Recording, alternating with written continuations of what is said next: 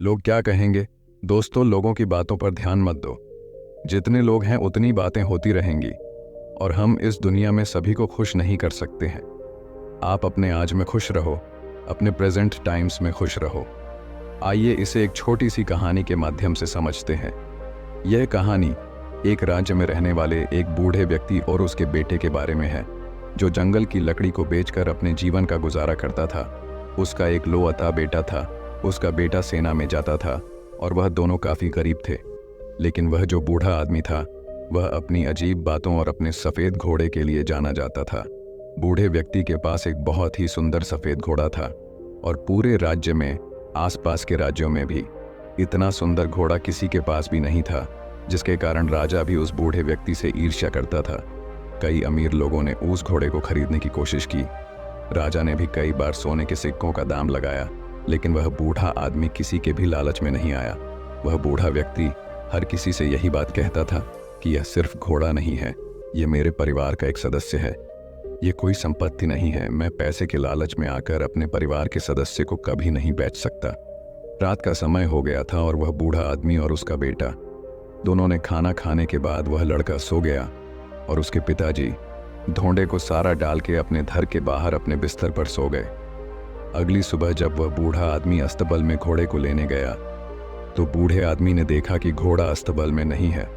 बूढ़े आदमी ने उस घोड़े की बहुत तलाश की, लोगों से भी पूछताछ की, लेकिन उसका घोड़ा कहीं नहीं मिला। वह बूढ़ा आदमी काफी परेशान हो गया था। उसे लगता था कि उसका घोड़ा किसी ने रात में चोरी कर लिया। कुछ समय बाद यह खबर पूरे राज्य में आग की तरह फैल गई। कई लोग वहां आ गए थे और बातें करने लगे। हमें पहले से ही पता था कि किसी दिन घोड़ा चोरी हो जाएगा। ये बूढ़ा आदमी बहुत गरीब और कमजोर है। वह ऐसे अनमोल घोड़े की रक्षा कैसे कर सकता है? उन भीड़ में से एक आदमी ने हंसते हुए कहा, घोड़े के जाने जा सदमा आप बर्दाश्त नहीं कर सकते। आपको बहुत दुख हुआ है। वह घोड़े इकलौता आपके कमाई जा जरिया था। आपका इससे बुरा भाग्य और क्या हो सकता है? अगर आप घोड़े को पहले ही राजा को बेच देते तो आपको अच्छी रकम मिल जाती और आप अपना बुढ़ापा आराम से गुजारते। बूढ़े व्यक्ति ने किसी की बात पर कोई जवाब नहीं दिया। उसने बस इतना ही कहा, जो कुछ भी है सब ठीक है। सच तो सिर्फ इतना है कि घोड़ा अस्तबल में नहीं है। बाकी जो होगा देखा जाएगा। इस घटना के करीब 2 महीने के बाद रात को वह बूढ़ा आदमी अकेला अपने घर के दरवाजे पे बैठा था। तभी अचानक रात को घोड़ा वापस आ गया। घोड़े को वापस देखकर वह बूढ़ा आदमी बहुत खुश था। उसने सोचा कि घोड़ा चोरी नहीं हुआ था, वह जंगल में भाग गया था। लेकिन आश्चर्य की बात यह थी कि घोड़े के साथ उस नस्ल के 15 और घोड़े आ गए थे। फिर अगली सुबह यह खबर पूरे राज्य में जंगल की आग की तरह फैलने लगी। लोग इकट्ठा होने लगे और उस बूढ़े व्यक्ति से बोले, आप सही थे। घोड़े का जाना कोई दुर्भाग्य नहीं था। यह तो आपके लिए एक वरदान साबित हुआ है। आपके पास अभी एक नहीं 15 और घोड़े हैं। आपकी किस्मत अब बदल चुकी है। अब आप घोड़ों के व्यापारी बन सकते हैं। वह बूढ़ा आदमी शांत रहा और बोला, सच तो यह है कि घोड़े के साथ 15 और घोड़े आ गए हैं। जो कुछ भी है सब ठीक है। आगे जो होगा देखा जाएगा।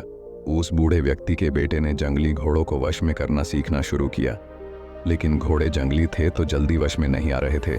लेकिन सिर्फ 3 दिन के बाद लड़का जंगली घोड़े पर बैठकर घोड़े को वश में करने का प्रयास कर रहा था, पर वो घोड़े से नीचे गिर गया और उसे काफी जख्म भी लगे थे और उसके पैर की हड्डियां टूट गईं। बूढ़े व्यक्ति ने देखा कि उसका बेटा नीचे गिरा पड़ा और वो दर्द से चिल्ला रहा है। और फिर कुछ लोग उसे वेदजी के पास ले गए। लोग फिर इकट्ठे हुए और दुखी होकर बोले, आपके साथ बहुत बुरी चीजें हुई हैं।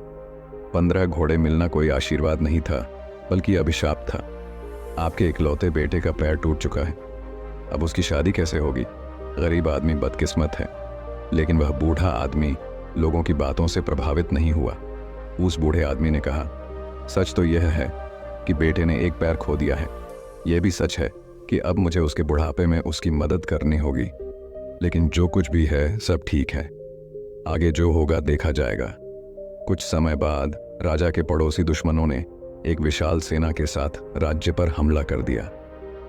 राजा को अपने सेना को तैयार करने का भी समय नहीं मिला। राजा की सेना अचानक हुए हमले के कारण कमजोर पड़ने लगी।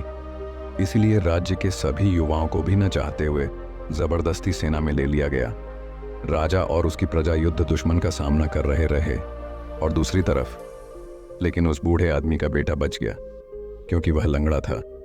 लोग रोते हुए बूढ़े आदमी के घर जमा होने लगे। लोगों ने उनसे कहा, आप सही थे, आपके बेटे का टूटा हुआ पैर आपके लिए आशीर्वाद साबित हुआ है।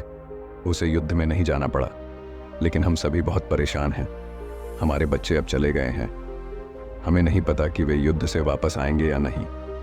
हम सभी जानते हैं कि आप सुख और दुख में एक से रहते हैं, लेकिन आप यह कर कैसे लेते हैं? बूढ़े व्यक्ति ने कहा, सबसे पहले सच को समझो।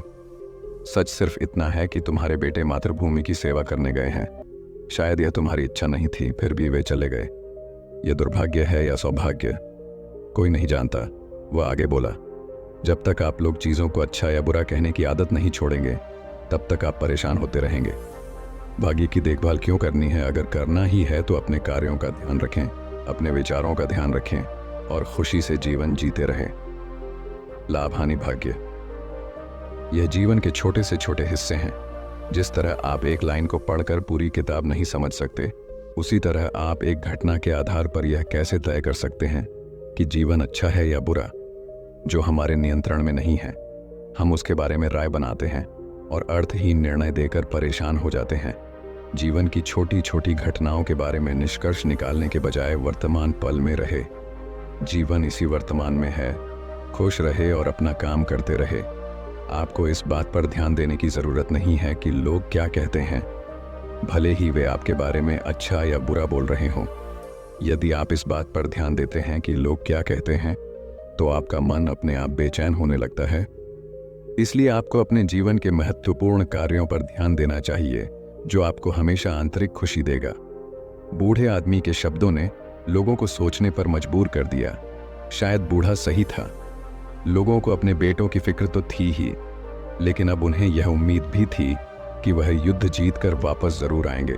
साथ ही उन्होंने यह भी समझ लिया था कि जीवन में हर घटना एक कारण से होती है और अच्छे या बुरे फैसले समय के साथ बदल सकते हैं। सबसे जरूरी है कि वर्तमान में जीना और अपना कर्म करते रहना। और उसके बाद करीब 2 दिन बाद राजा ये युद्ध जीत गया, लेकिन उस युद्ध में काफी सैनिक और वह नौजवान घायल हो चुके थे। सब लोग उन्हें वापस देखकर बहुत खुश थे और वह बूढ़ा आदमी और उसका बेटा दोनों वर्तमान में आराम से जीने लगे। दोस्तों, इस कहानी से हमें यह सीख मिलती है कि लोगों की बातों पर ध्यान मत दो। जितने लोग हैं उतनी बातें होती रहेंगी और हम इस दुनिया में सभी को खुश नहीं कर सकते हैं। अपने आज में खुश रहो, अपने प्रेजेंट टाइम्स में खुश रहो। इसीलिए जो आपको सही लग रहा है, जिसमें आपका फायदा है, उस बात का अपने दिमाग के आधार पर सही फैसला लो। लोग आज कुछ कहते हैं तो कल कुछ और। इसीलिए हमें लोगों पर नहीं बल्कि अपने काम पर ध्यान देना है, अपनी मंजिल पर ध्यान देना है और आगे बढ़ते रहना है। अगर हम इसी तरह लोगों की बातें सुनते रहे तो हम कभी भी आगे नहीं बढ़ पाएंगे और इनकी बातों में उलझ कर रह जाएंगे। दोस्तों, आपने आज के इस वीडियो से क्या सीखा, वह मुझे आप कमेंट में बता सकते हैं। इसी के साथ में उम्मीद है कि आपको आज की वीडियो पसंद आई होगी, तो इस वीडियो को उस इंसान को शेयर करें जिससे यह कहानी सुनने की ज़रूरत है, और उसी के ठीक बाद चैनल को सब्सक्राइब करें। तो चलिए फिर मिलते हैं ऐसी एक और नई वीडियो में एक नए मैसेज के साथ। तब तक के लिए अपना ख्याल रखिए। धन्यवाद और नमो बुद्धाय।